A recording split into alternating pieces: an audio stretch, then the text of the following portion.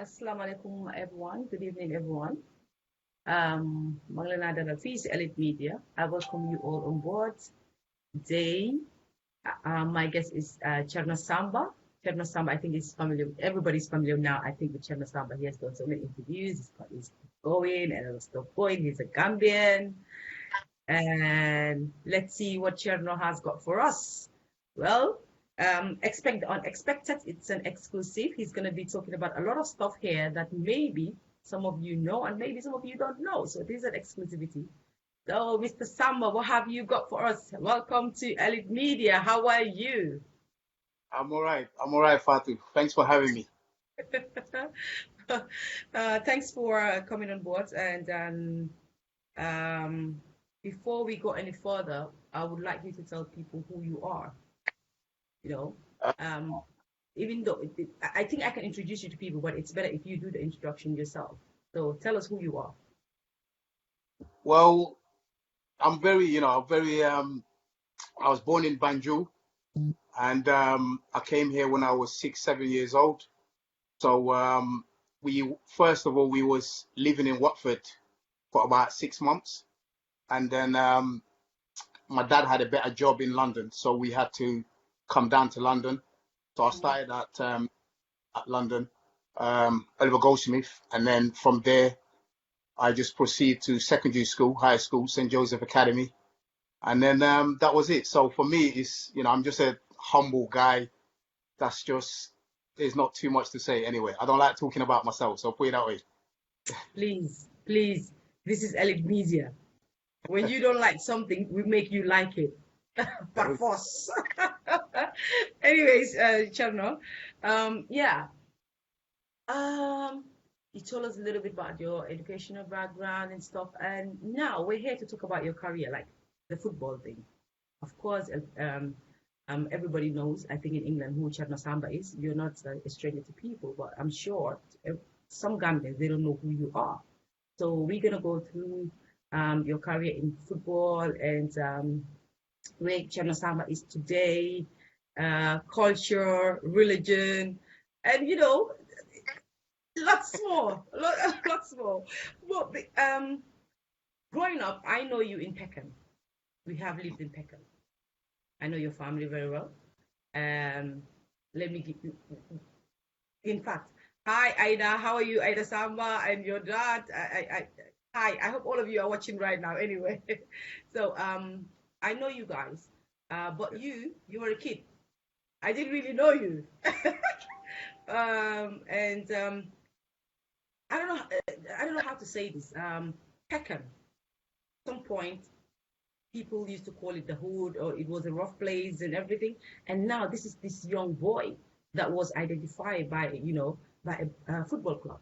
So I want you to tell us how it all started. How were you identified, and at what age were you identified?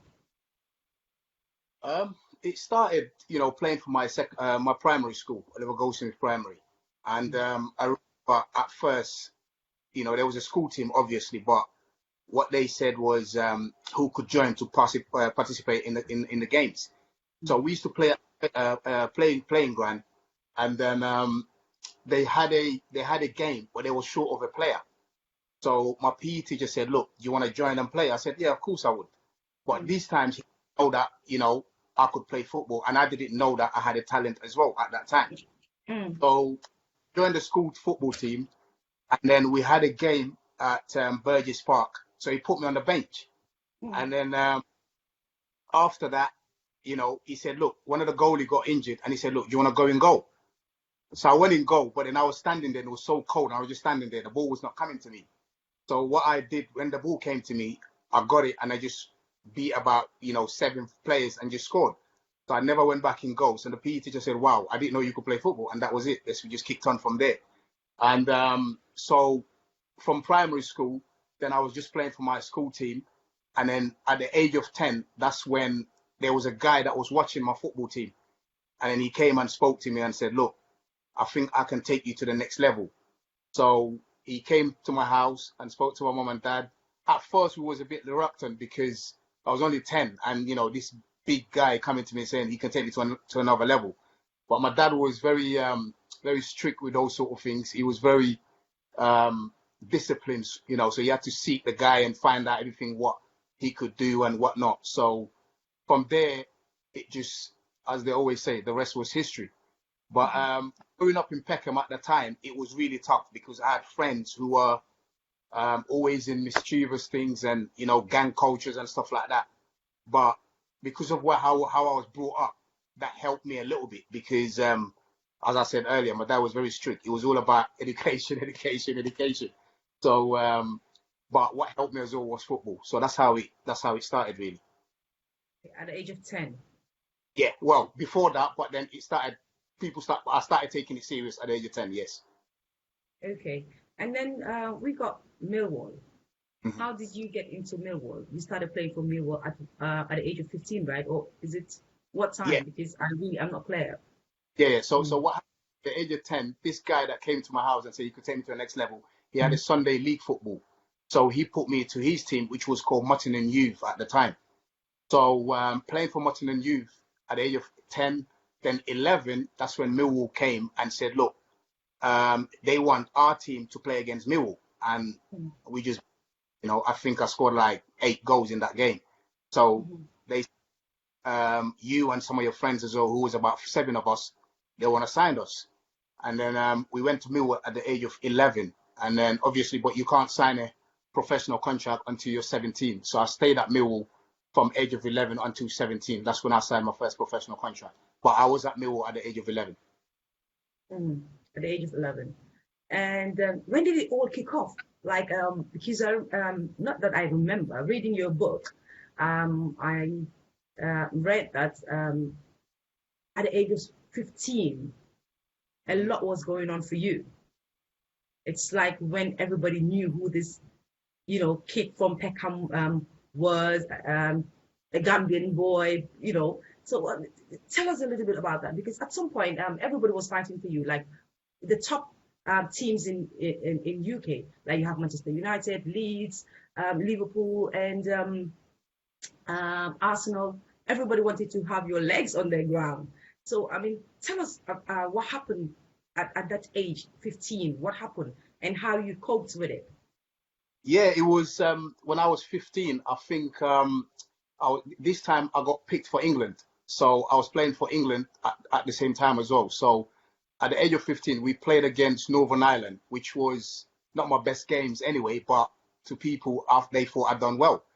So after that, that's when Liverpool, Manchester United, Leeds, and Arsenal were sniffing around. And so my second game against Wales, I think that was my best game because I had man of the match and scored and set up someone. So that's when all the big guns came. And I had to go to all of those clubs to see if I liked them and fit in, and to see if they liked me as well. So to see, you know, to see each other. So I went to Liverpool first and just fell in love with the place, even though, you know, I'm a Manchester United fan. So I don't like Liverpool. So let me just get that clear. Yeah, my mom's a Liverpool. But we're United fans anyway. So I went to Liverpool and just fell in love with the place. They showed me more interest. They showed me more love, and showed me, you know, that I could kick on with my career here. So after that, I went to Man United, Leeds, and then Arsenal. But my head was turned already from the first time that we went to Liverpool.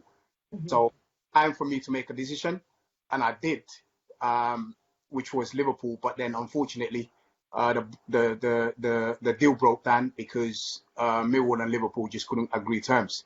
So I was going to devastated. come to that. Yeah, I was going to come to that.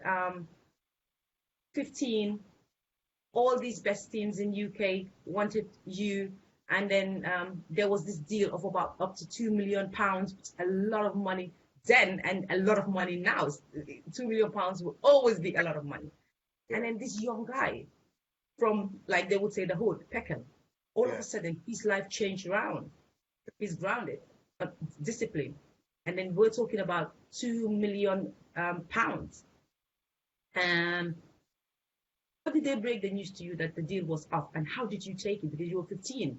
How did you take it? But it's funny because both clubs knew what was going on. My agents knew what was going on at the time, and my mom and dad knew as well, but I didn't know. So it was like 2 weeks later that my dad called me from upstairs to the kitchen and said, look, you've noticed that your mom's not the best lately. So I said, yeah, I don't know what's wrong with her because she's not herself. So he said, yeah, because she's devastated for you because the deal's not going through. So you're not going to Liverpool. So I remember I just dropped. I was distorted, man. I was really hurt. I was really upset. I was bitter. And but something bizarre happened because while I was doing that, I was thinking, right, if this is how football is, that where sometimes you're stopped from trying to get to the level that you want to get to, and if this is how it's dictated by this, then this is not for me.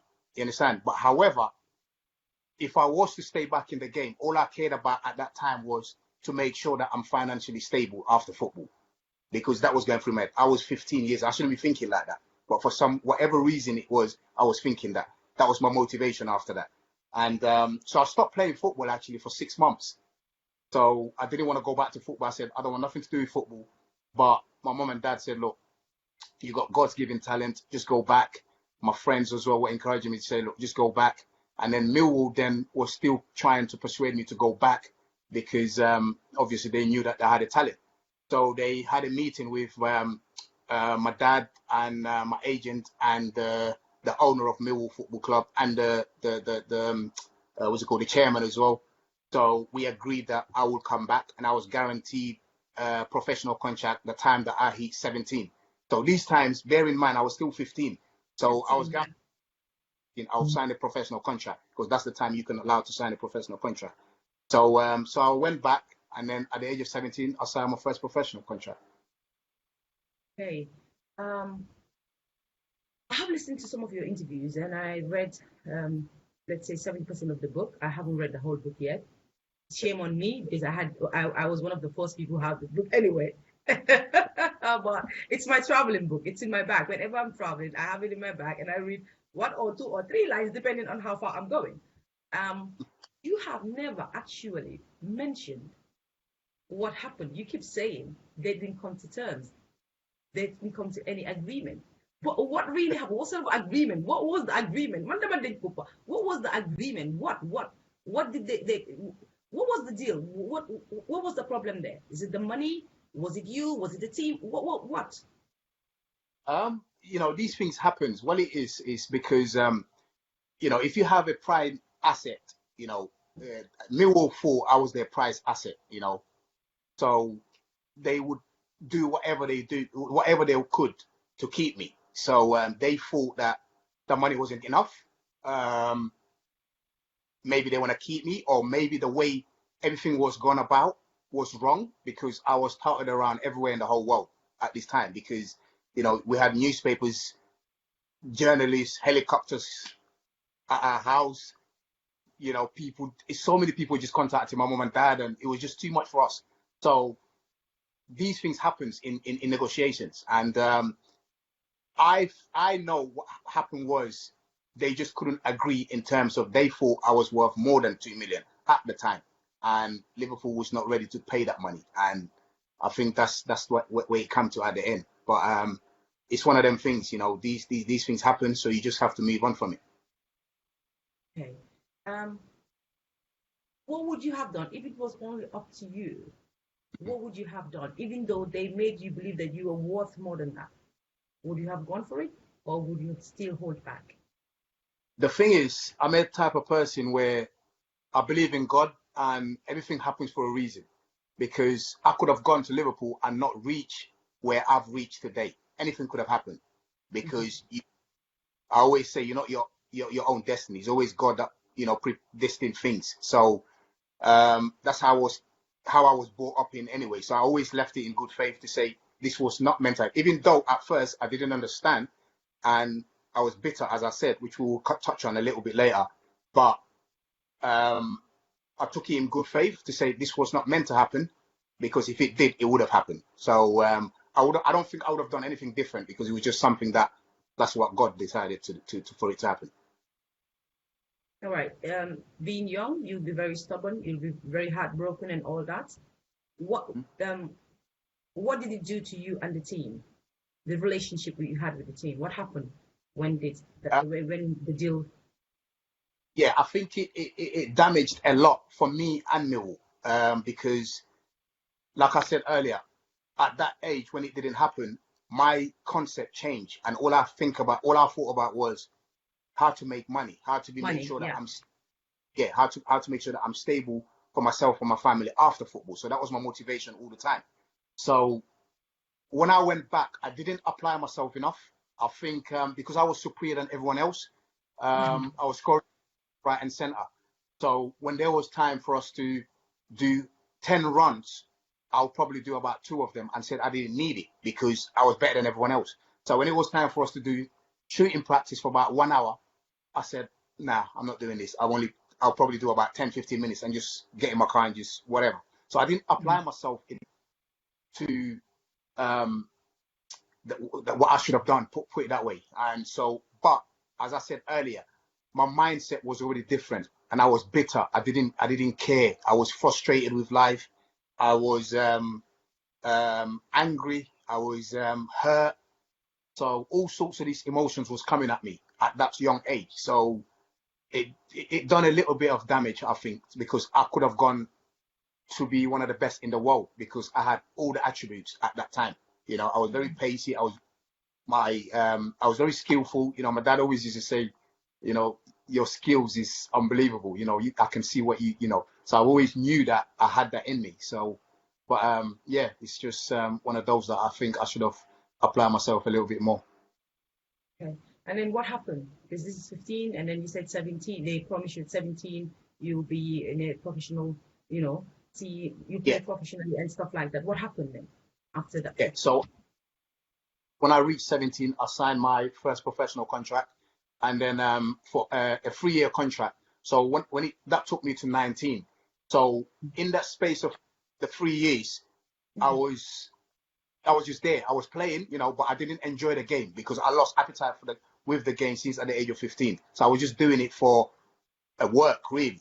So at It the age wasn't of fun. 19, It wasn't fun and passion anymore. It was just work. it, it wasn't for me. It wasn't for me. I was just doing it as a job, put it that way. Where at first, the initial start was I was enjoying football. I love football and it was what it was. So, but in the end, it was just like a job. So when I hit 19, I didn't renew my contract with Millwall. So there was a club in Spain in La Liga, the Spanish Malaga and Cadiz. They knew about my situation, and so they came in for me and said, "Look, we'll give you a 4-year contract." So I spoke to my mom and dad, spoke to my agent, and they thought, you know what, it'll be good. It'll be good just to get out of the country and just go. So I like the Spanish game anyway. They play really good football. So I said, yeah, we'll do that. So we went to Spain and I signed a 4-year contract. And that's when, other things happened there. Okay. In Spain now you're away from home for the second time because you are from Gambia, which was home, and then now you're in England, away from home again to Spain, and then you're with this a new team, different language, different food. Everything is different to you, and this is a boy still who is hurting. How did you cope being in a different place, different language, and stuff like that? How did you cope being in Spain? Well, when I got there, it was brilliant. They really, really looked after me. I was one of the best paid players in the club because they got me from England. And my apartment was looking over the beach. The food is nice in Spain. The weather's nice. The football is beautiful. What more do you want? That's what people would say. But Mm. so the first months, it was unbelievable. But then I started feeling isolated again because I felt like I failed in my own country in England. So I was have to be shipped out to Spain, where I was watching TV, and most of the players that I was playing with England, they've gone on to play in the Premiership. Hmm. You know, What did that? like What did that do to you? What did that do to you? so for example, with the likes of Wayne Rooney, who was my substitute on the bench at England level. So this time he's pushing on for Everton. Now I'm in Spain, so I'm a forgotten man. Don't get me wrong. Spain and England is the football is, I think, technical wise, Spain is even better suited than England. But Hmm. I'm a forgotten Spain, so it started to creep up on me. I started thinking about, look, why didn't I just stay back at home and then just do what I needed to do? Why did I have to come here? So I started being isolated.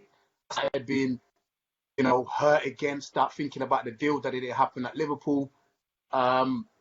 So I was just bitter, and I was by myself as well, because this time I wasn't married then. I had a girlfriend, but obviously my religion, she couldn't come and live with me because my dad was like, very strict with them things, So I started feeling lonely. I started feeling, very sad. But when I got there after 3 months, I said to the club, look, I need a tutor because I need to learn this language quickly because this will help me. Got me a tutor and Spanish within 8 months, which was good. I can still speak Spanish fluent. So and so before, when I was training, my teammates, there a little bit of racism there as well, because all the Yeah, I was teammates, they gonna would ask talk you, about. have you ever? Yeah, I was gonna ask you if you have ever, um, been. You have people been racist to you before. I was gonna ask you that. So it Yeah, happened in your life, get that, right? Mm. because all of that was creeping up on me. Because when I would go to training, the players will say, because they knew that I was coming from England and I was the best paid player there, there were a little bit of um, jealousy, a little bit, which is fine, which is normal in football, because sometimes they're thinking this kid from England's coming to take our place, so it's normal. So the players used to say, um, "Don't pass it to the black kid, don't pass it to the black kid," while we were training and stuff. So when I learned the language and I knew it, so we started training again, and they started saying, "Don't pass it to the black kid, don't pass it." And I responded in them in Spanish. I said, "Yes, pass it to the black kid, pass it to the black kid." So and laughing, and then after that they just warmed to me and just took me as their own. But like I said, I was still isolated because I was by myself in Spain, so I started Mm. thinking of, yeah. Yeah. Yeah. Reading your book, um, I was disturbed a little bit because the culture that we're from and the background Yeah. that we have, it's not very common, especially that time that you're talking about, at the peak of your career. It's not very common for someone to think about committing suicide. And at some point, Cherno Samba was found overdosed. Yeah. He was trying to kill himself. Can you explain that to us? What happened? How did that all come about? Why would you go to that level? What made you so low at that moment of your life? You want to Listen, do that? the thing is, from our cultural background, there's a mental issue. You understand? There's a mental state. Every human being has a capacity of mental state where Yes. sometimes you go through stress. It can be anything. You Mm. can go through stress with financial. You can go through stress from love. You can go through stress from hurt. You can go through. Every emotion is different. You understand? Mm. So, but unfortunately, because of the background that we're from, we don't tend to look at that as is a serious thing. Where this is why I'm sure, and I see it, because you go to Gambia, most of people, they are under so much stress and so much mental stress. People don't realize and people don't know about it, and they'll just look Mm. at it. Well, just get up and dust yourself. They're not used to that sort of thing. Where for me, what happened was, I was, as I said earlier, I was bitter. I was hurt. I felt that I failed. So what I used to do, I didn't want to be here. What I used to do was to go to the physio room and just take as much as tablets that I could, and just didn't want to be here because I was so bitter. I was going through a mental breakdown, especially being tipped to win the World Cup for England in 2006. Mm. And now I'm playing. Now that's a big, big pressure, big, massive pressure. And a lot of people don't realize this. So, as a lot of people know, I took so many overdose, so many painkillers and stuff. And then I was on the floor. Normally, there's a guy that used to come and pick me up for training. So he did. And he called me. Normally, he called my phone and I'll just come downstairs. So he called Mm. my phone and answered. So obviously, because I was on the floor with overdose, then he said, "This is not normal because Cherno is the first one that's downstairs waiting for me." So call it fate. So he came up, knocked the door, nobody answered, so he just broke the door in, and he just found me lying there. So he called the paramedics, and that was it. So I woke up in hospital, and I hated myself because I said, "This is not me. This is not my character." I'm known for a very chirpy person, very bubbly, very laughing all the time. So why am I doing something like this? But you don't realize until you're in a certain state of your life. And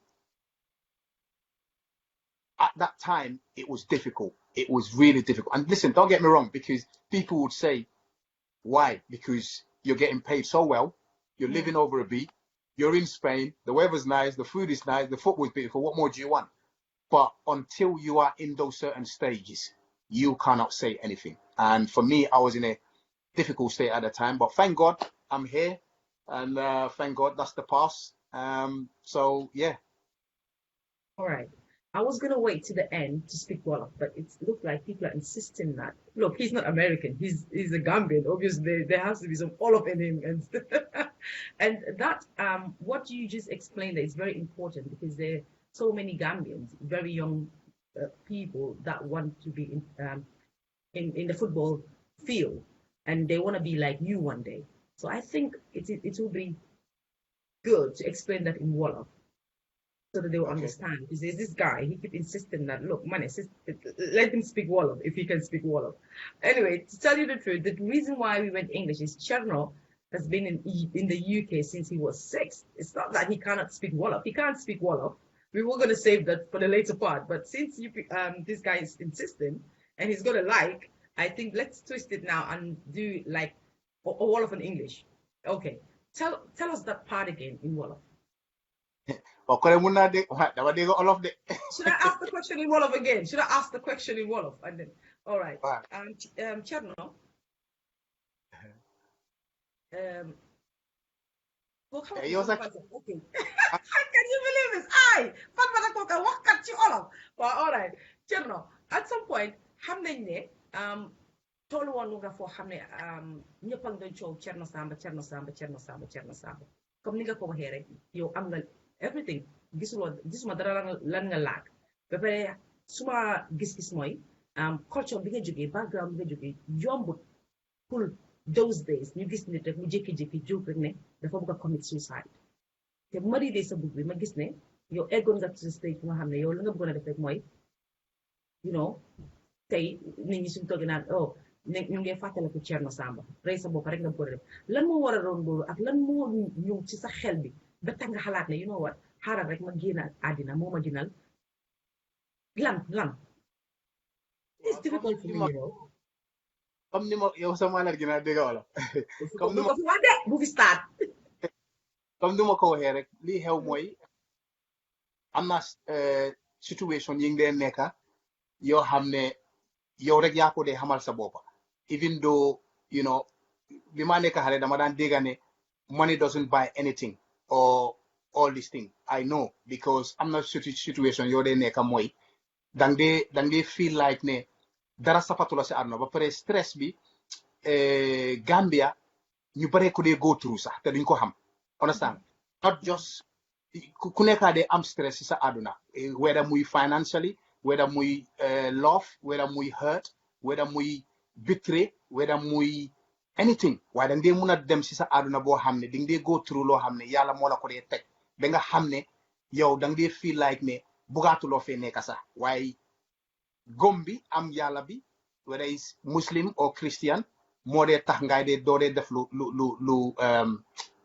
loo xam ne naka la tuddaati doo egga fi nga bugga loo bugga def waaye for example time boobu I was 19 years old so I was so dama bitter woon trop si àdduna ba nga xam ne comme for example li ma la explainal Ali someone like Wayne Rooney mu ngi si bench bi suma bi ma play ak Anglais léegi mu ngi play Everton Premiership bi week in week out man maa ngi Spain so dama feel like woon ne dama feel ba pare the pressure was so much on me because Anglais ñu ma yaakaaroon ne dama leen a winner World Cup bi in 2006 so loolu yëpp mu doon ñëw suma boppa bi ba pare I was so maa ngi isolated on man keena si suma kër understand so because Spain naaj bi daf dee teel a génn so by 7 o'clock start nañ training by 10 o'clock pare so 10 o'clock the whole day li ma daan def rek mooy dem si town bi dem shopping there's so much you can shop you know so li si dese dama dee toog kër man keena rek so maa ngi si suma téléphone bi suma bill bi daf daan dem ba ay £1,500 because dama daan call suma ay suma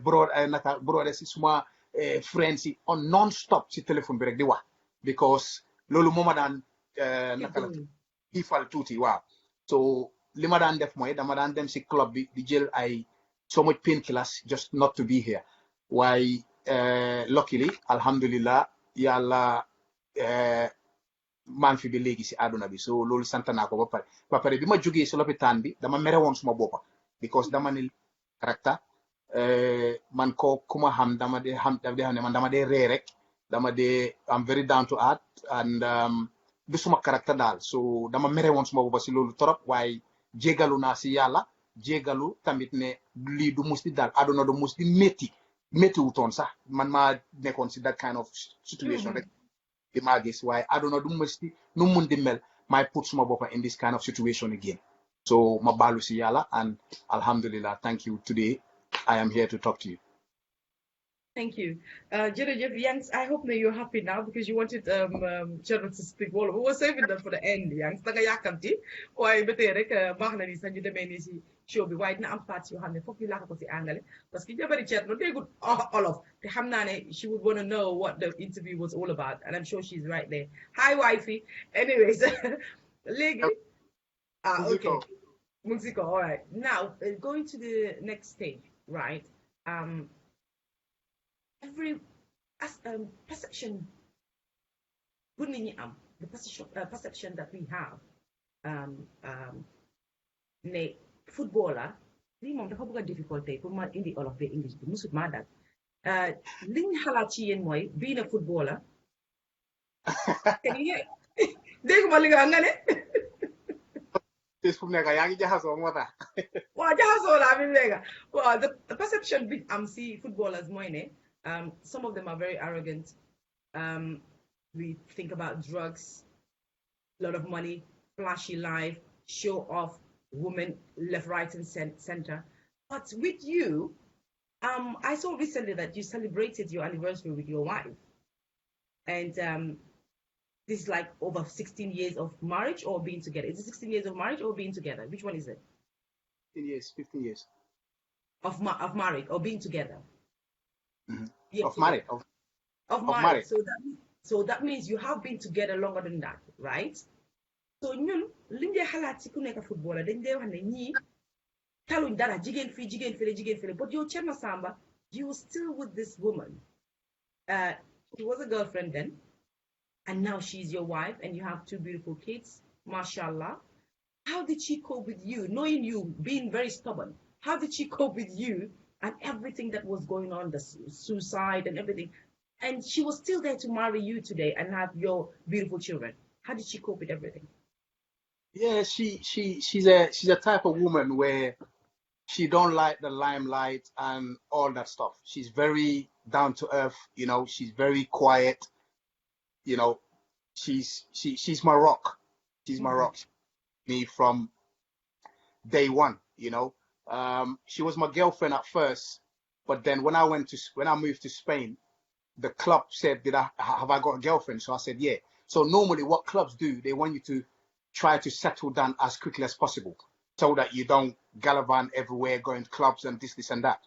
So when they said to me that, look, why don't you bring her over here? So that, you know, I knew what they were doing because they're trying to settle me down quickly. Settle you down, yeah.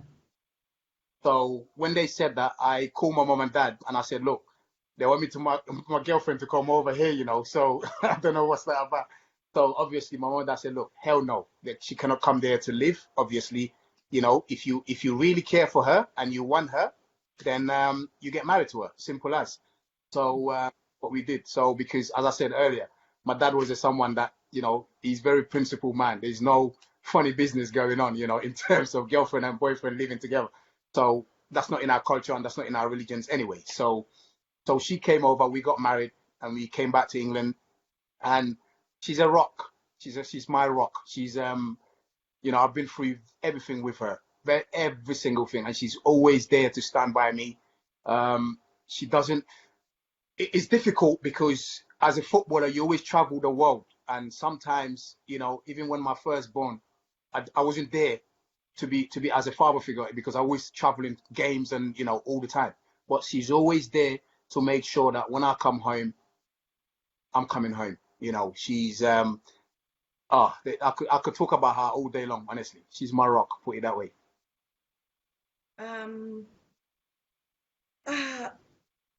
Today, don't take Cherno. what would you have done differently to what you have done now? Um, I don't like regrets because I don't know. I hate excuses. I'm a type of person that I just don't buy excuses. You understand? So, we played devil advocate here. If I could change certain things, I would work harder.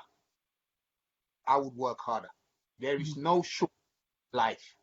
Whatever you're doing, even if you're brooming the floor and that's your job, make sure you do it to immaculate. Make sure you do it to the top of your level. There is no shortcuts in life because if you do take shortcuts, it will come back and bite you.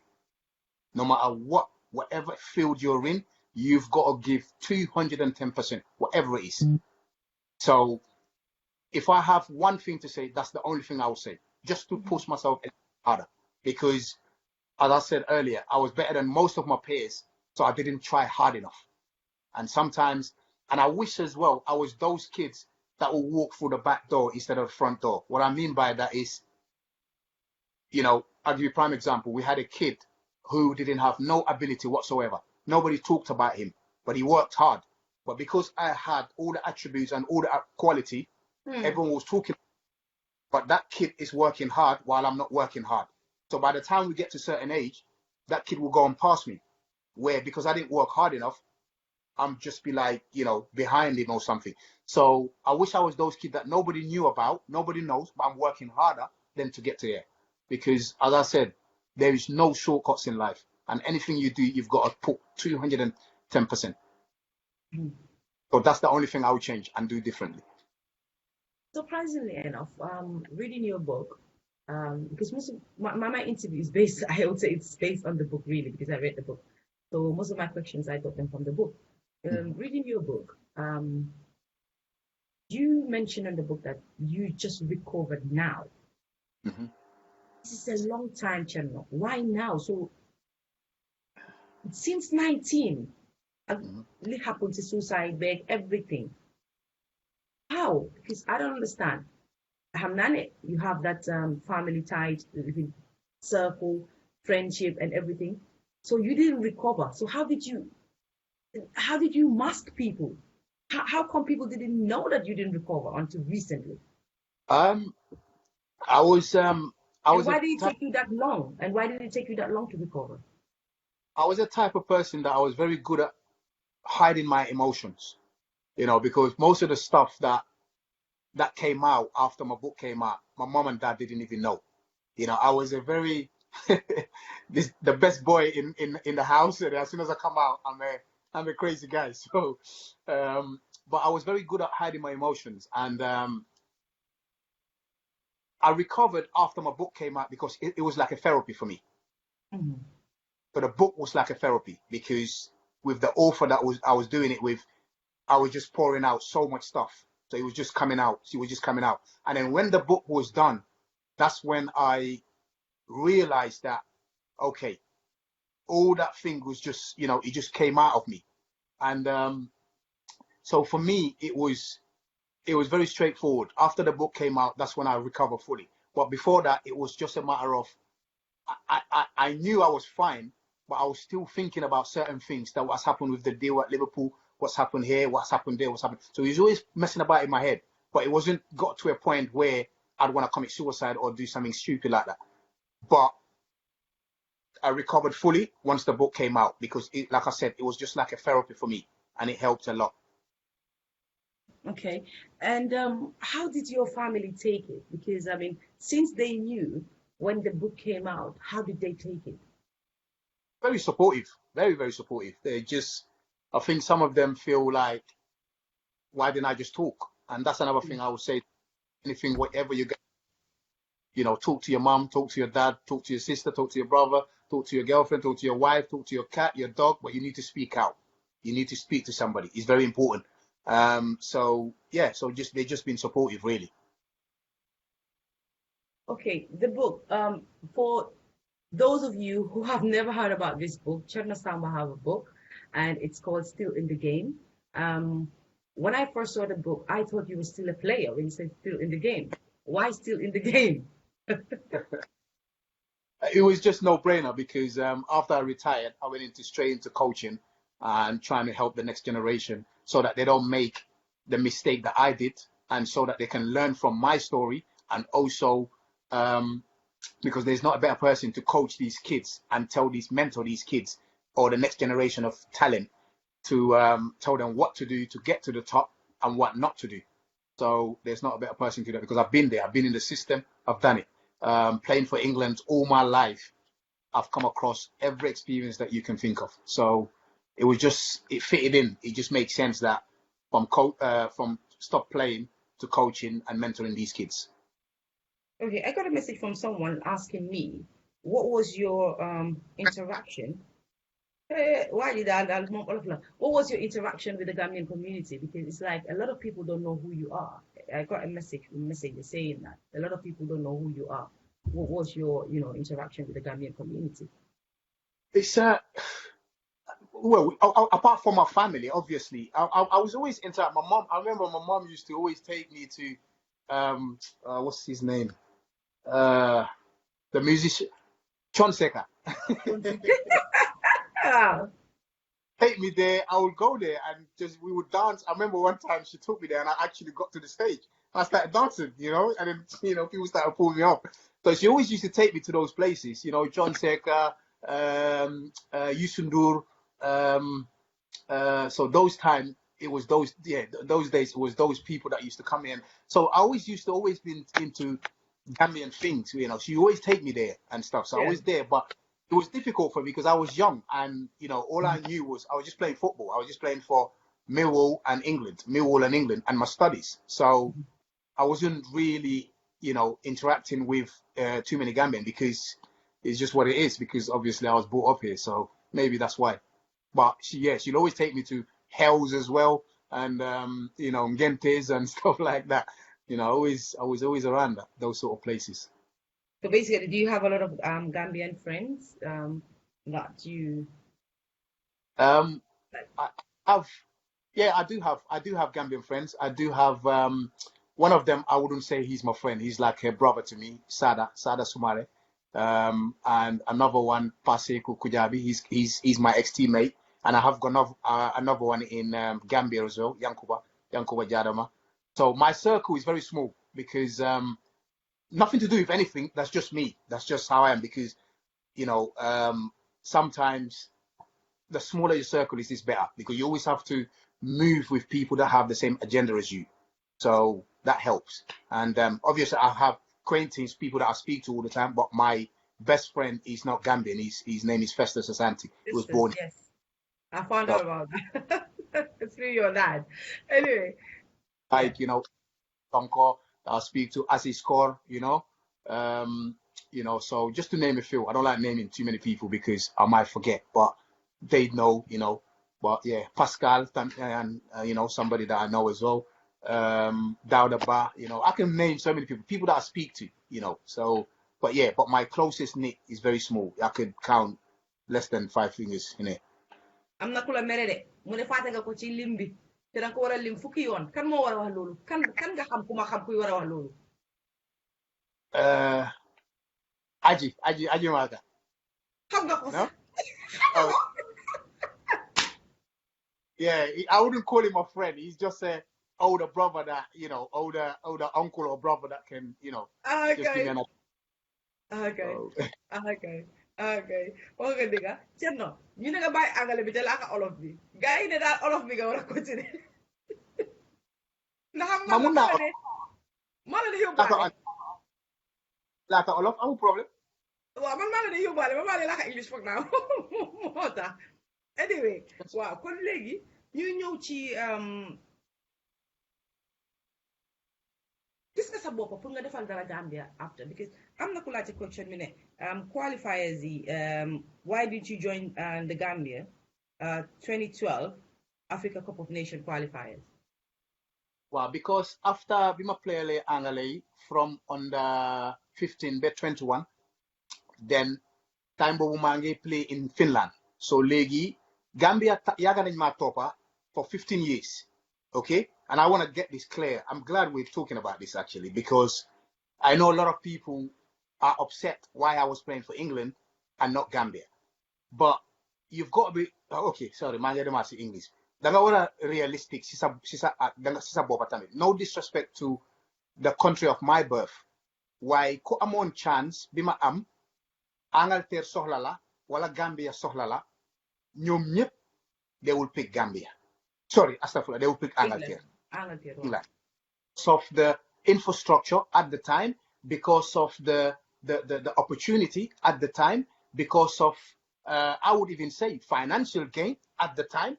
So many things. So you have to be understanding that if it was you, you would do the same. Now, when I got to Hamga, so Buma de maybe under 21 England, then Mange play in Finland, then people you know consumer kanam moy Michael Owen, Wayne Rooney, Peter Crouch, Emil Heskey. These people are playing in the Premiership week in, week out at a top level football. Man Mange play in somewhere in Finland. No disrespect to them. I don't have no chance. So then I decided, okay, now it's time for me to go and play for Gambia. That's why I chose Gambia at the age at 2008, 2009. Understand? So Mota Manyo players Gambia, and I understand their frustration and understand that it send living because Gambia la judo. Understand? Why small like was in England. So I had an opportunity, but for the time be my player so fair corner that must start then Gambia Oma at that time. Then maybe I would have played for Gambia. Why be must start there at the age of 13, 14, then Angale Oma. So ma continue na the player Angale. So Munu wanna buy Angale right there and then ma player Gambia. So this is the reason why. Fair enough. Sweet question bi laaj naa la foofu ndax gis nga sa bopp pour nga defaral Gambia fi mu nekk nii dara with all the experience that you have. Ndax gis nga sa bopp I have a football club in Gambia in 2004. Since 2004, sorry. Bima play against Wales. Mangi play Angalay after Wales might be. Then suma agent bi ak suma papa wahma at that right there and then. You know, I think it's something for you to give something back to Gambia. Okay? So I decided, okay, what can I do to give something back? Okay, I will have my own football club. So I sent my dad and my agent at the time to go and establish Cherno Samba Football Club to where it's now in the Gambia, where it's now is called Samba Football Club, where they are playing in the top league in Gambian football. Well, now being relegated to the second division, but they've been playing the top league in Gambian football. And that's been established since 2004. Now, there are so many kids, Hamne, we feed them. I don't have no sponsor between me and my agent and my dad. Understand? All the money is coming from our pocket. Suma halis la gira. At suma papa, at suma agent. You understand? So I'm Ben sponsor, and we are Samga is running since 2004. Mm-hmm. That's something. That's something. But any player we identify that they are good enough, I bring them to Europe to start their life and then help themselves and help their family. Did you bring? So there was water came here, Arona Jame, E-Boy, Sol, Suleiman Mar, Suleiman Fall. There are so many. I cannot just just keep. But there's so many people, But so this is the thing. So if we have somebody that's good enough, because the thing is, you want to understand more. Europe is not easy in football. Football in Europe is not easy. You can be mad, but you have to have the right attributes. You have to have the mindset. You have to have the mental state. You have to have the physique. You have to have the ability, the skills. So sometimes that's why most of these kids, they come and they fail because they're not ready. They're not ready equipped. So that's why my a coach from England to go and stay there in Gambia to nurture them, make sure they are ready when they come to Europe so that it will be easy transition. And that's been going on since 2004. So that's something that I'm giving back.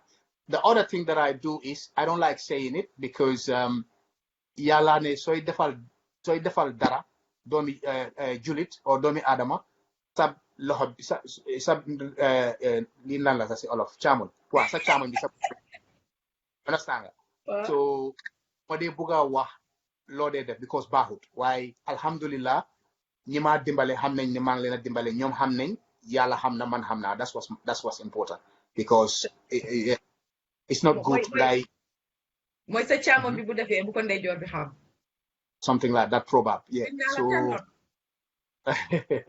yeah that's fine but yeah that's nit ki sooy def ko rek ngir yàlla moo ngir yàlla ok fi ma loolu yëpp am na te foog naa ne sax suulu na foog naa ne ñu bari sax xamuñ ne am na ñu ñëw Europe tey yow yàllaa yow yaa tax ñu ñëw because nit ñu bari bari xam nga Gambian bi boo dugalee advert rek people will send you messages kii dafa lu dara so gis nga it's good ne sax ñu laal point boobu noonu because suñ ko laalutoon tey ñu bari ñu ngi jàpp ne Cherno Samba mii ok playal na England eggoon na si stage bu nga xam ne mënoon na moo def lu bëree bëri biir Gambia nii ak nele waaye defalut ñu dara waaye gis nga yàlla baax na sax laal nañ foofu explain nga li nga def te doo mën a toog fii ñëpp di la seetaan nga wax lu nga xam ne amul anyway man moom suma maas yi xam naa ne there's a team in the Gambia at some point we were supposed to do something waaye yàlla baax na lu xaw ma naka rawul u-boat anyway in terms of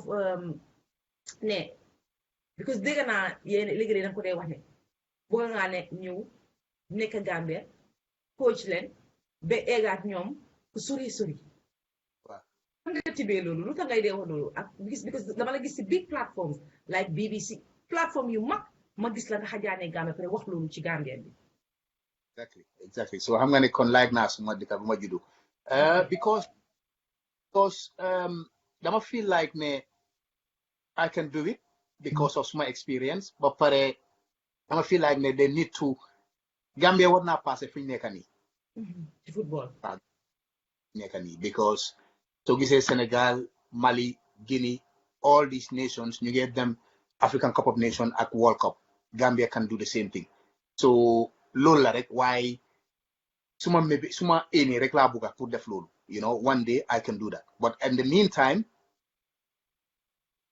dama jàng si before okay as you're getting older you should minimize your mistake you shouldn't be getting older and keep on making the same mistakes then that means you're not learning okay so for me what's important right now is the kids that I'm coaching at Tottenham loolu more important ma jànga trade bi smell grass bi every single day jànga si Mourinho li moo def study ko ba equipped tooga xalaat ne dama doowu Gambia World Cup or African Cup of Nations waaye bala ngaa dox foog nga raam doo jóg rek dox so ma jugaatee bugga def ni ma waroon a defee ni ma doxalee before then man kon jànguma woon the past war a jànga si past then as I said earlier sooy mag ngay dem da nga war a minimize sa mistakes waxuma ne doo mistake bi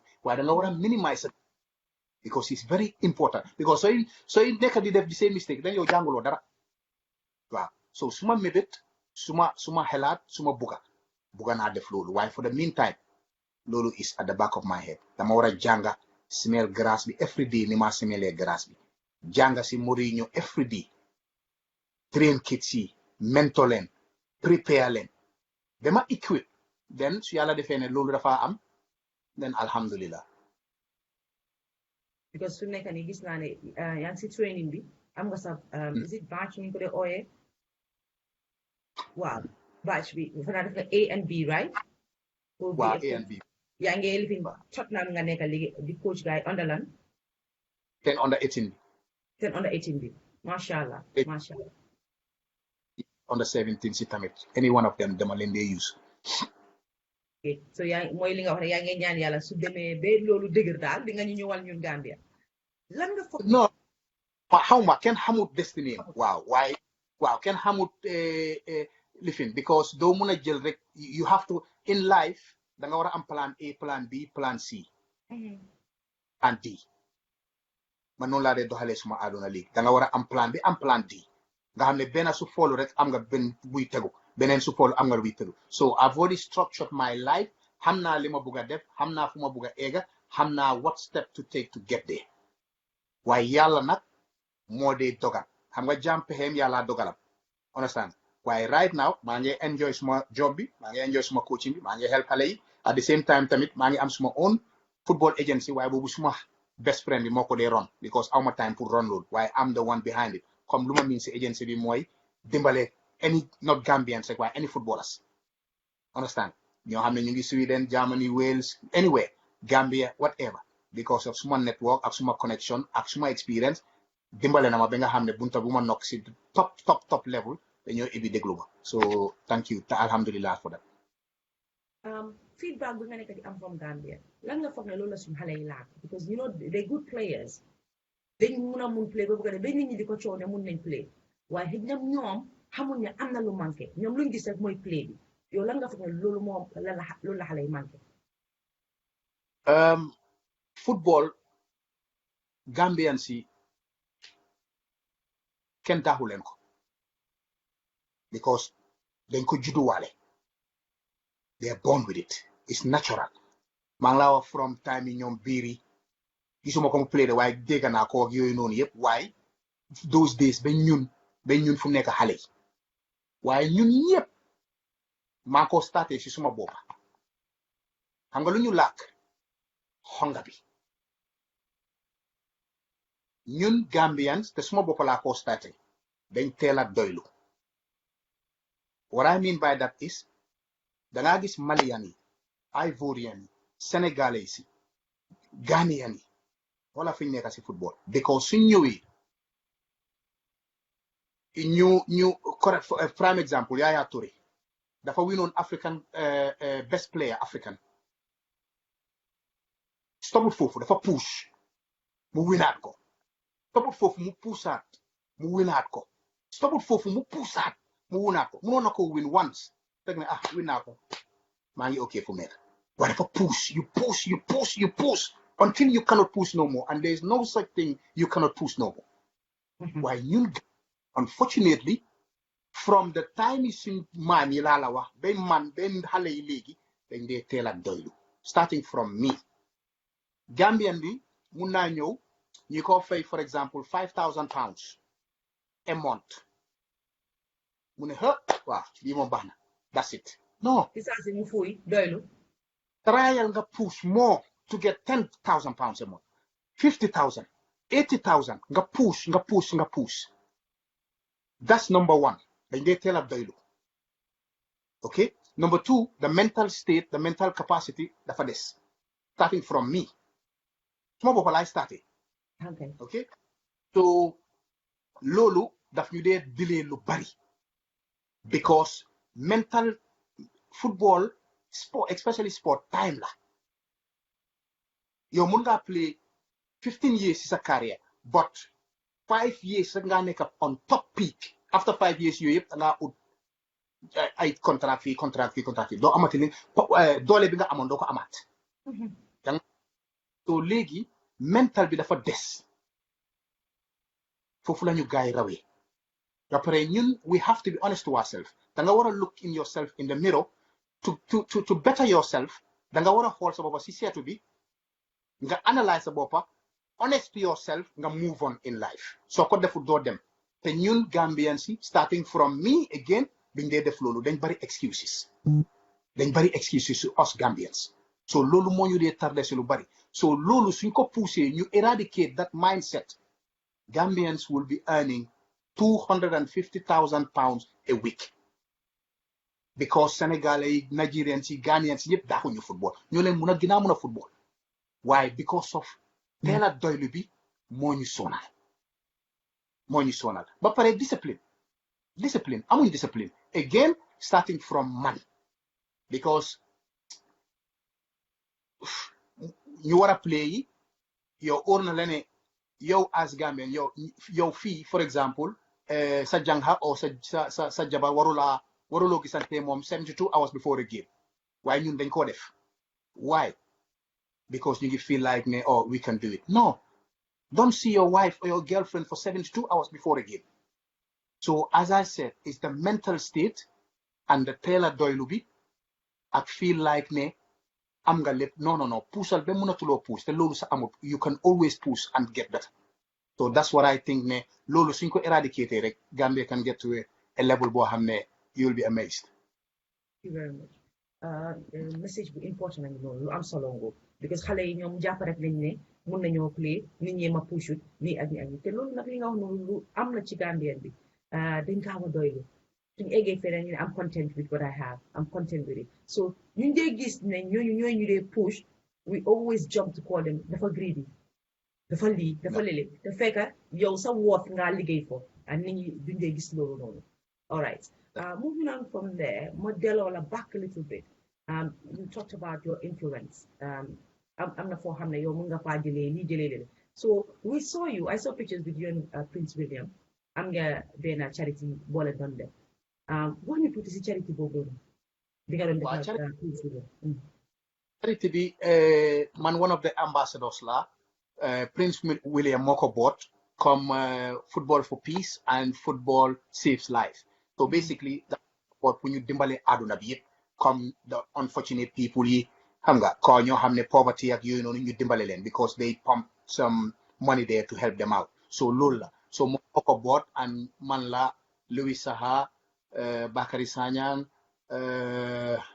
and who else Carlton Cole few of us that's there Mezo Ezo Flamini so ñun ñoo fa nekk as ambassadors pour dimbale Prince William so charity boobu just help doomi aadama rek ko all over the world pour ñu dimbale leen in terms of seen lekka seen xam nga seen poverty biñ nekk rek so that's part of the charity boo xam ne moom mooy suñ njiit xam nga man nag daa xa ganaar waxaale sa soxla parce que Prince William su ma la gisee ak moom Cherno man dama fuy de yow yaa wax de buñ gaaw a doylu man doyluwuma so man dama bëgg comme que yow dem nga ba gis ko ba mit ko ba téye loxo ba def yooyu yëpp Cherno toppatool ma interview Prince William nag Facebook toj non fii jeex fii wàcca okay Cherno knowing your family knowing you mënoon nañoo dégg lu baree bari si sa career because dégg nañ ko fi am na ñu nga xam ne def nañ a lot seen career in terms of negativity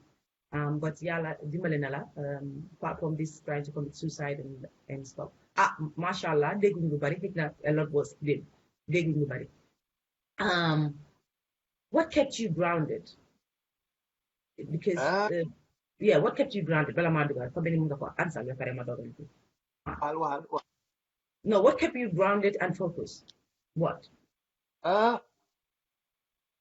dama nekk nit ko xam ne daal I'm very down to earth because aduna bi jaru dara waaw ñun ñëpp dañoo dem bàyyi ko fi ñun ñëpp ay dee every single soul must taste death that's a fact so su fekkee ne danga rëylu yàlla bëggut loolu so man dama dee seet force suma diggante yàlla loo xam ne neexu ko dama dee try pour avoid ko don't get me wrong I'm not perfect and I've made mistakes and I try to not rectify this. I try to not implement the same mistakes again. As I said, why? xam naa ne gëm naa yàlla ak suma parents dañ ma dee ground a lot waaw and soo amee parents yoo xam ne tamit doylu nañ parents yoo xam ne ragal nañ yàlla parents yoo xam ne toujours lu baax rek lañ la dee wax lañ la dee xelal because mënoon naa right now duma laaka olof bu baax sax bu set waaye saa yu ma wàccaan school su ñëwaan si kër gi olof rek la ñëw laaka si kër gi waaye su ma génnee English laa dee laak understand so I maintain that and the structure and the discipline that I had at home that I believe that's what helped me and yàlla force obviously so dama xam ne aduna bi dara jaru ko dara jaru ko you can have millions you can have nothing yéen ñaar yëpp you are all equal before God so soo defee loolu sa diggante doomi aadama rek I think di nga wàññi sa boppa lu bari te doo ko def because gis nañ fi billionaires yoo xam ne dee nañ dañ leen suula seen billions non ku ñàkka te dee na so man noonu laa dee xelaatee man dama dee ragal dama dee lu ma dee def rek dama dee xalaat the day of that yan la yi waaye su ma génnee si àdduna bi. That's what I always tell for. Waaw. sa Iman loolu nañ ci wax Cherno damaa ñëw push button bi. I know this is something that you have wax nga ma ko million times. I just don't want to talk about it. I just don't want to not in the si waxi interview de dañ dee mën a waxtaan sometimes. Remember naa benn time wax nga ma ne because da nga gijoon ngaa dem Gambia ñu waxtaan si yoo xam ne duma ko mention fii and like some of the stuff that I want you to do in Gambia and then some point nga ne ma dama give up ci Gambia bi give up naa da egg si stage bi nga xam ne bëggatuma defati dara Gambia bëgguma faa am sax dara soo gisee ma indi point boobu noonu baax na pour nit yi xam how nit ki su demee ba egg si benn stage si life am some people will use you some people so bu ko naa ñu waxtaan foofu nga wax ma lan moo la merloo ba yow at that stage ba ma wax ne Fatoumata bëggatuma war a def dara Gambia waaye xam naa ne change nga sa mind because you're doing a lot but loolu lan moo tax nga wax ma loolu tey di nga si dugga de because loolu jàngat la pour Gambien bi waa puus de waaw loolu because dama gis ne most of the things for example I will start with suma football club bi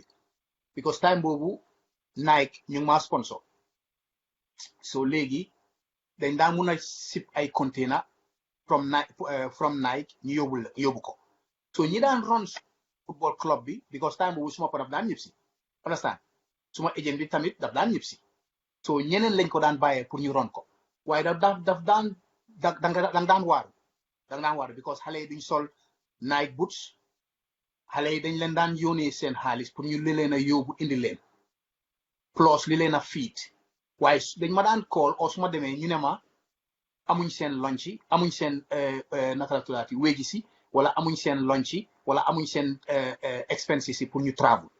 And that is bad on your reputation. Lu gaay xamul mooy is bad on your reputation. Ma ne lu gaay xamul mooy li tax ma laajte lii di nga gis léegi tey nga gis lu tax ma push lii xamuñ ne loolu is bad on your reputation. Come on waaw. So ba pare léegi seen daala yi kenn du sol naay kii dafa sol benn pata bi keneen sol benn bay so it was puzzling for me so ma dem ba realize ne ñi fa nekkoon they were just for their pockets you know some of the people for their pockets and other stuff yoo xam ne I try to get involved in it with certain family members which I will not name names sometimes it's not you know whatever is in the past but I didn't see the fruitness of it. So I knew that they were just doing it for their pocket. So everything what I try to help, because I don't need it. I'm fine. My family, I'm fine here. I'm fine in England. You understand? Why? For just help extended family. For help extended Mboka. For help the population of Gambia. You understand? Why Damadan Gisne, it wasn't the way I wanted to be. So I just thought, you know what? I'm just wasting my time. Like, what is this? I couldn't comprehend it. I Munumako understand. Because fee, when it's white, it's white. When it's blue, it's blue. You know? But it was just too much of mixed sort of situation. So I just said, you know what? I can't be bothered with this. But, you know, like you said, I've changed my mind where I'm helping much now where I don't even need to, because the people that the people and the institution that I'm helping, I said from the moment another person know that I am the one that's helping this, I will back out. Because yalla mota my kodef. So Cherno. So it takes that. It's very sad that singing.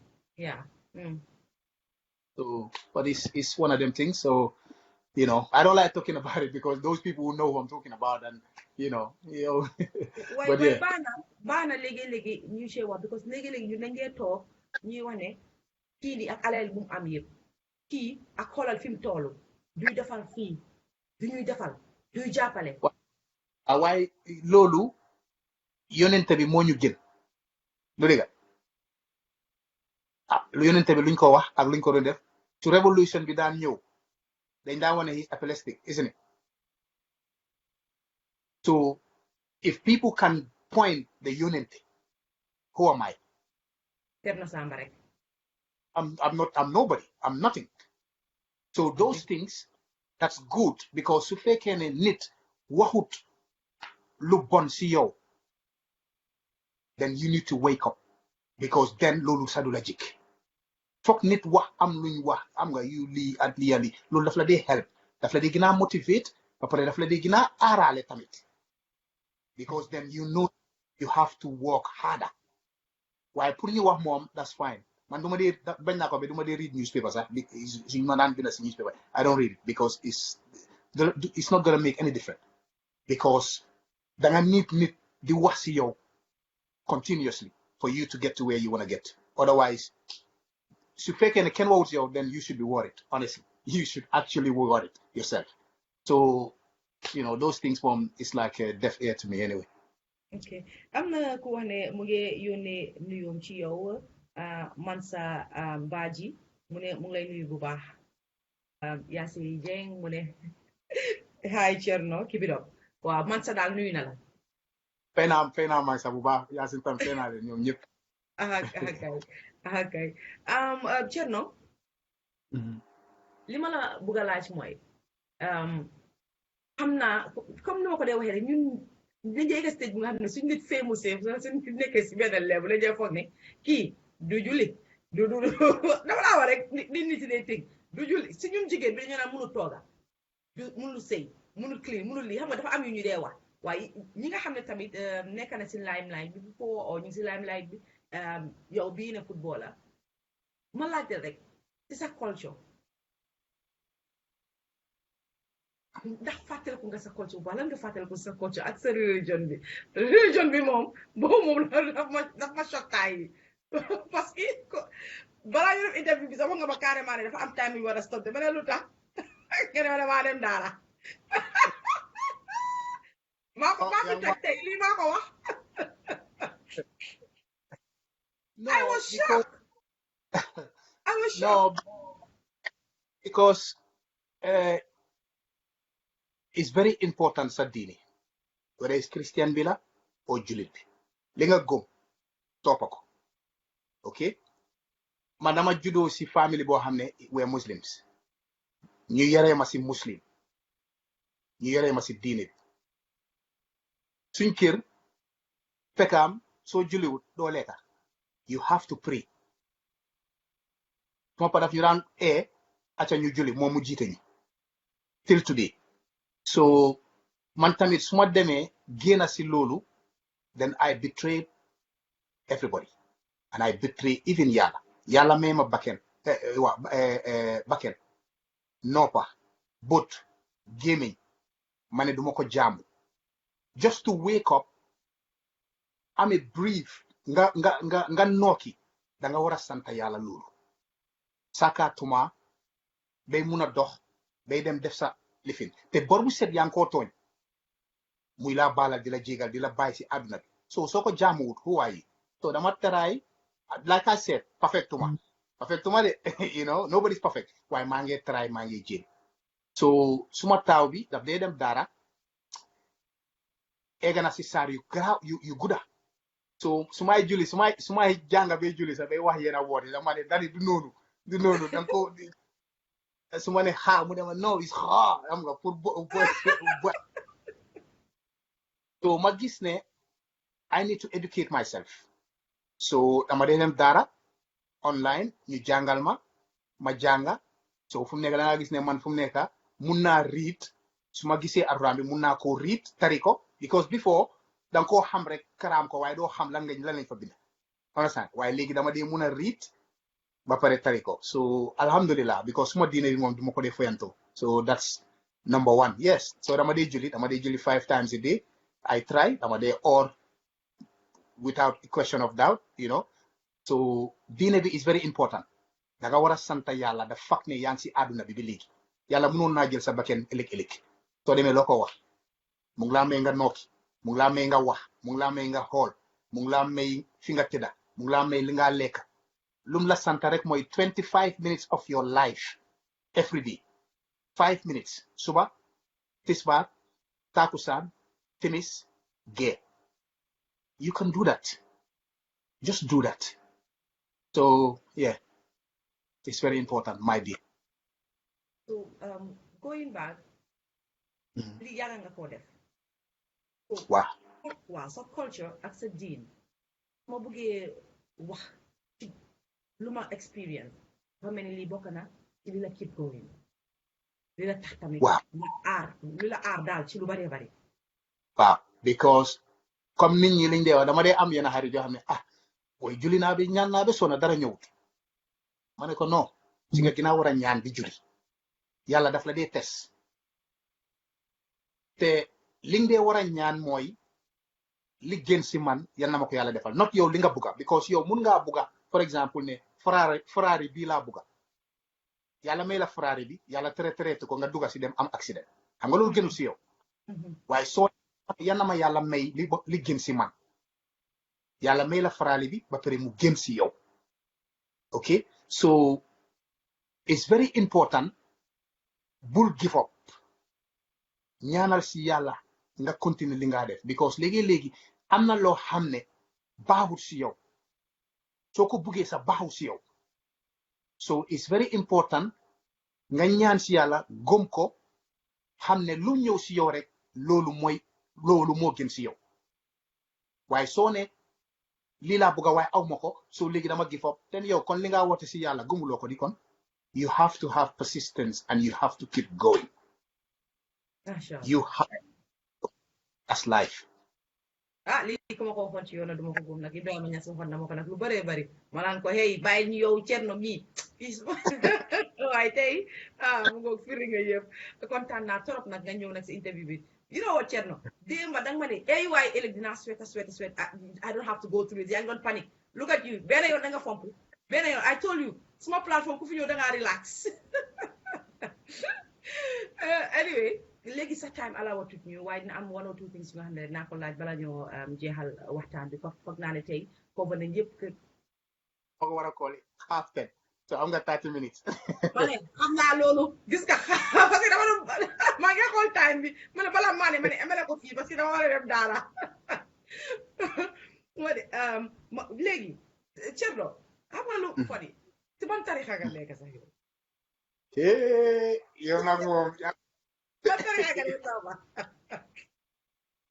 dama laajte de dama laajte sa mbir bu baax dama laajte man nag ñoom ñëpp nit yàlla lañ famille bi ma jógee tamit ñoom Baay Ñas lañ dee toppa waaw te man toppa a Baay understand waaye for some reason Alaaji Malik Si daal man waa Tiwaawoon la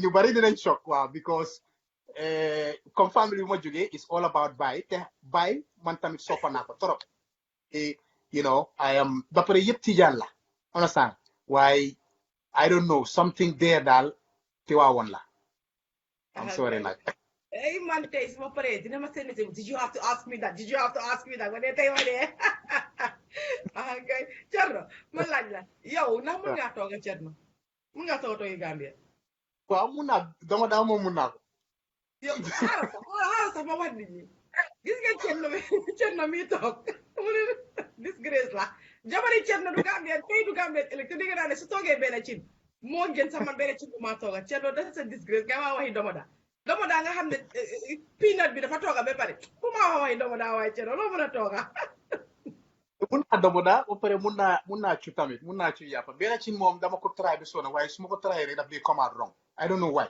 so xam naa su ma li daan def mooy dama daan jël comme baxal ko ak ndox bi bem dog ba pare ma suuf si maalo bi ndekete da nga war a fry yàppa bi comme lifin ko def si liñoom ba pare di ko yëngal ba mu lifin waaye man na dama daan naka baxal yëpp ba pare sooti si maalo bi man su ma yekkee kay du dee tees dara ba pare kola bi daal da ngay du ma dee mun a understand benn ci moom su ma jabar nga ko dee toog moom mun na ko trop ok nga ne waaye nag déedéet Cherno yow mun nga tooga parce que da nga ne dog boo ne dog rek mu xam ne kii mun na tooga kon yow mun nga tooga cu domo daa mun naa cuy yàppa waaw ba pare dama dee call suma yaay tamit ma ne ko lii naka la ak kii mu wax ma lifin xam nga you know waaw toogal ma ciy yàppa léegi ma dégg na xam koo toogee. lu nag tu yaa ma bàyyi loolu Ibrahima Niass moo ma puus mu ne ma la nag ma la naka la ñu tawee ciy yàppa. kontaan naa trop Cherno. Cherno fi mu nekk nii nag ñëw nañ to almost the end of the show. pour laajte rek xale yi nga xam ne ñu ngi bëgg a dugg si game bi lan mooy sa advice ci ñoom. li ma leen a wax rek mooy work hard waaw fi ma laay tëjee work hard whatever you do you have to give it 210%. So work hard you will not get to where you want to get. It's very simple. So players yi di def 10 yow defal 20.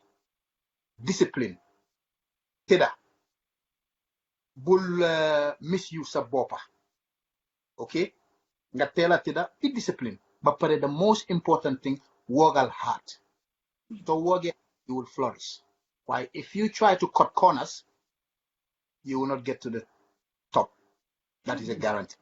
You will not get to the top. Don't get me wrong, sometimes tamit in life unfortunately is who you know that will push you to the next level, because that's important, because they play a lot tamit that they play a part. Why Lord def sa hard work nga farlu si believe ko yalla dina la si defal jama, you will get to the stage that you want to get. But so ko buge foye putuloo 100% ngay put 20%, 30%, 40%, yalla ne dimbale sa bopam dimbale la du dega. So work hard and you will get to the top.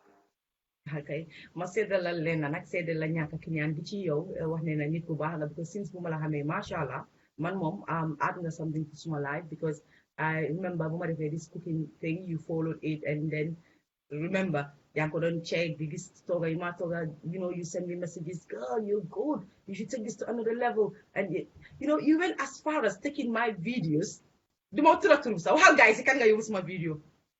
No, yow wax leen rek. Yow wax.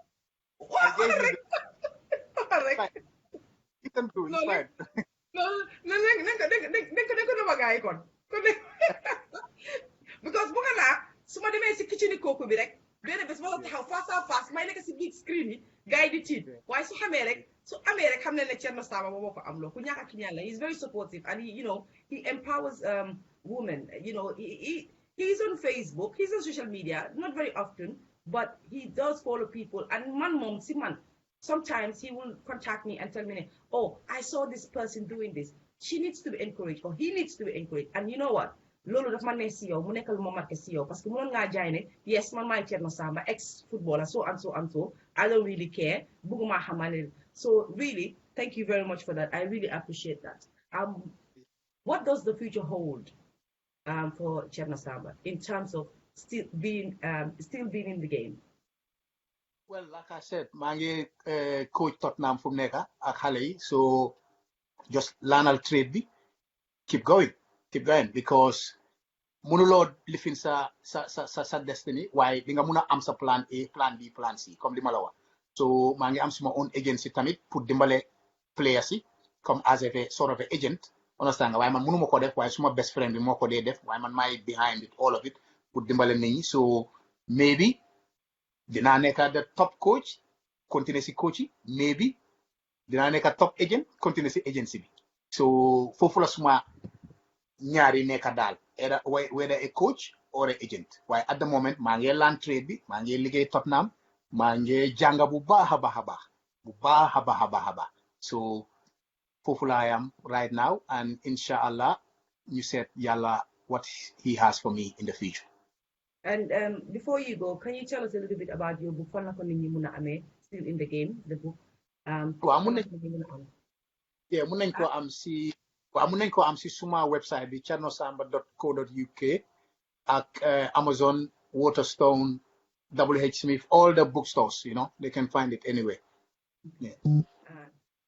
I'm not going to tam ndax Gambian si support nañ sa book bi, the support that you receive from Gambian sa book bi. Oh yeah, they have definitely support nañ ko. Man kay it was very overwhelming because foog mo ne sa Gambian si ñu bari xam nañ ma into that concept ba nga xam ne you know the turnout and everything was fine, especially bi ma demee Gambia tamit I was very grateful di leen wax jërëgeen jëf rek Gambian population bi moom ñoom dañ baax definitely. All I say is thank you, thank you, thank you. They've always support me. They take me as their own. I am their own anyway because I was born in Gambia. So, And then doing Fati could mention the fact that you were awarded in the Gambia recently, exactly, last year. Yes. exactly. So Yes. Lulu Reyla, ñoom Musa Cisse invite me, to give me that sort of award. It's an accomplishment, and it's in my room somewhere, all framed up and stuff. So I'm so grateful to the Gambian people. I'm so grateful to all Gambians in Gambia and abroad. They've always supported me ever since. And, I know sometimes some of them, I will actually say this now, some of them, I don't reach out to them as much because my social media, it's been run by my team. So so sometimes they send message, hey, na duma leen muna tontu because they run it. Man dañ ma dee wax rek what I need to do, or they tell me that they've done this, they've done that. So I'm apologizing to that. I will try to engage more with the social media and try to answer emails and whatnot with people. But definitely Gambian si moom jërëgeen jëf rek laa leen a wax. Okay.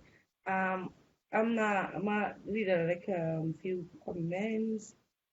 Ida Sen, Kutudo Ida Sen, I remember you being very disciplined with football. You didn't mess for real. Aji Kombe Maka, Mune, Mashallah, Kole Abdullah Njai, Mune, that's my cousin. Ipso Sebne, I've got the book, it's brilliant, read it. So Ibi so say hello de comme xamane mom book bi mom mu ngi non ma lay read nako xam nga suma affaire rek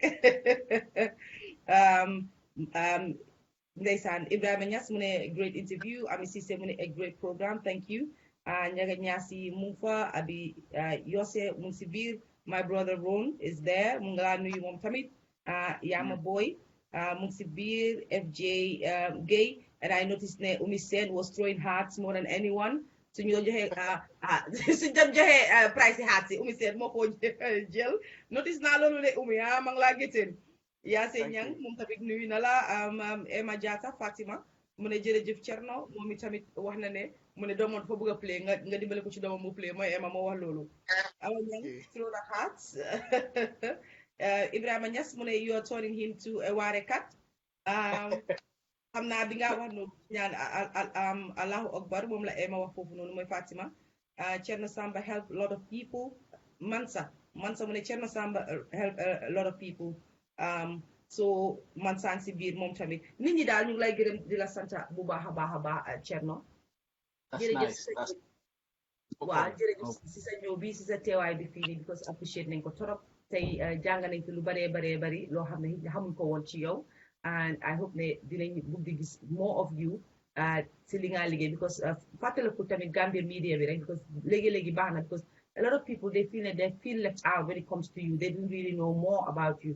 So dama feel ne xëy Gambian media bi ñoo defut seen liggéey that much or yow yaa joxe so much information, so I don't know where it went wrong, but nañ try from now on pour ñu am more about you, pour ñu xam foo toolu ci lan ngaa def lan ngaa liggéey ak lan ngay def daal pour jàppale Gambien bi ak yooyu because it's very important for us ñun tamit suñ own la ba pare tamit mënuñ ko tiitaroo bu baax tamit loolu tamit it's something else because nuñ starté man ak yow si English a lot of people thought ne kii moom is one of those ones ñoo xam ne moom ñoo nañ fi jeex na dégguñ English waaye macha allah bii nga ñëw si dëkka 6 years of age, half of her life or 3/4 of her life yaa ko spend ak tubaab bi to speak Wolof like this, I'm completely surprised. I'm not surprised, but su ñeneen dinañ surprise man pour man xam naa ne dee laaka olof laa dee laaka ak yow ci man anglais dafa sew waaye tamit di la wax jërëjëf bu baax a baax kan nga bëgg a jox ay shout out rek balaa ñëw move on from here. Okay, shout out nag non maa ngi gërëm ñëpp rek maa ngi gërëm ñëpp. gërëmaate bi. waaw maa ngi gërëm ñëpp obviously suma yaay suma pafoos gannaaw yàlla suma siblings si and suma mbokk yi ak suma am di jaama yëpp maa ngi leen a gërëm di leen santa te gis naa taxawaay buñ taxawaayu si man they'll always support me no matter what so loolu rek xam nga bégteel la si man boo xam ne alhamdulillah because soo amee ñoo xam ne they'll always there for you loolu dafa jafe so soo ko amee mégal soone nga téye leen bu baax so suma cousin si you know ñoom yaase mi nga wax noonu suma jabar la yaase ñaan so ñoom ñëpp maa ngi leen a bëggee daal you know maa ngi leen a wax ne jërëjëf si taxawaay biñ taxawaayal si man and always support me every single one of them and the Gambian population at large you know everywhere I go they've always been there for me so thank you jërëjëf yàlla daxal ñu jàngoro ji si àdduna bi ba ñëpp delluwaat si seen place waaw li nit ki lim bugga si àdduna moo ko xam ak yàlla yal na ko yàlla defal yàlla musal ñu si làmmiñ musal ñu si cat te may ñu àdduna araaxila jërëjëf fàtte nga maa gërëm ma acca yow moom spécial gërëm la yow niiruma pour ma gërëm la yow are 1 in a million keep on doing gis ko bala gërëm ma waay bala maa mer fii waay Ibrahima dañu aatee you know you're 1 in a million jërëjëf man sax gërëm naa la bu baax a baax and I've always said that to you you're very intelligent you're very articulate what you do so keep on doing what you're doing keep on raising the bar and hopefully there's more platforms like this where you can take it to the next level because I know you can do it you're very intelligent and I always say that to you very intelligent I'm a lot of so sorry ku smart nga xam nga you know you are very smart te tamit xam nga you always seeking knowledge no they stop dang they push comme bi ma wax push so carry on doing your thing and yàlla musal la si seytaane yàlla buga eggal la fi nga buga aga yow tamit so it was a good talking to you here.